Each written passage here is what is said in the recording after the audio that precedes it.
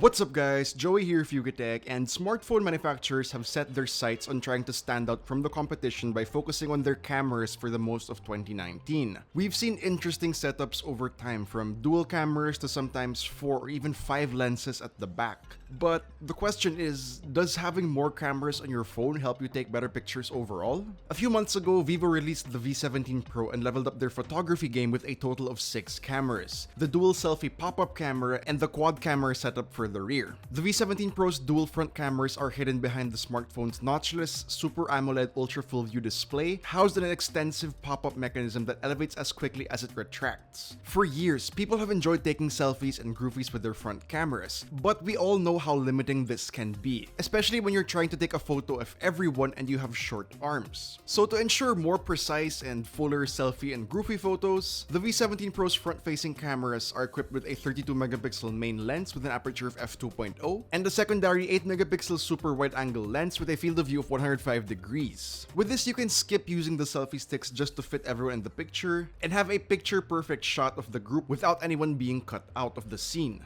And even without beauty mode, this phone produces social media ready snaps with a decent amount of detail, providing for a pretty great selfie. Color accuracy is okay, but the level of details may seem that beauty mode is on, but really, it's not.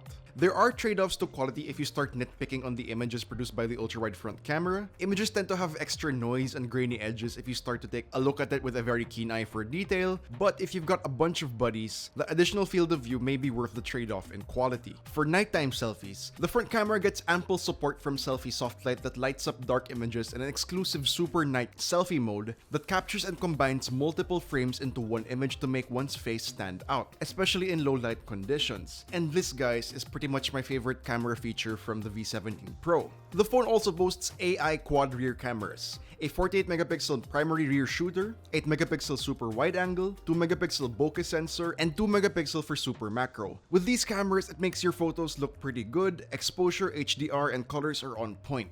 And for more fun and creative social media ready snaps, there is also a feature that suggests several poses to match various photo scenes and backgrounds. It's called the Pose Master. There's also this gender detection feature which is available for the front camera's portrait and night modes, which is actually pretty interesting. We've been using the V17 Pro for quite some time now, and I feel that the camera performance on this phone is one of the best we've seen this year.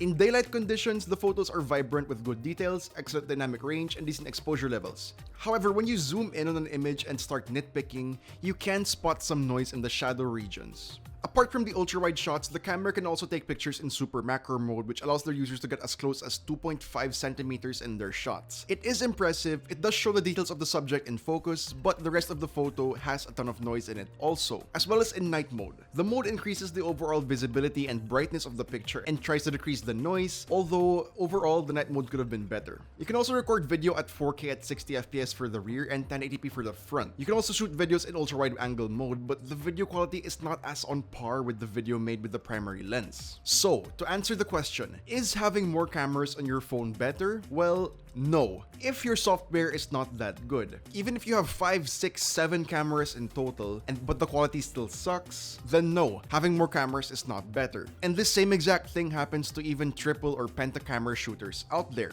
But Vivo's processing software is excellent, and they put reasonable effort to get the camera performance of the V17 Pro right. Not only did it introduce different modes, but the camera UI is also better than before and more convenient. The shutter speed of the phone's camera is also pretty fast, and the image processing is also quick. With its quad rear camera setup, the Vivo V17 Pro is capable of detailed, vibrant pictures with good dynamic range and decent exposure level for daylight shots. If you're interested in the basics of photography, then these 6 cameras will give you the tools you need to get the right angle and frame to end up with some nice looking pictures to show off in your Instagram feed or your portfolio of pictures. So that wraps it up for this video, guys. What do you think about the Vivo V17 Pro's rear cameras and front cameras? Let us know in the comments down below. And if you enjoyed this video, please do drop a like, subscribe to our channel for more content, hit the bell icon to see future uploads, and be sure to visit YugaTech.com for the latest tech news and reviews. This has been Joey, and I'll see you guys in the next one.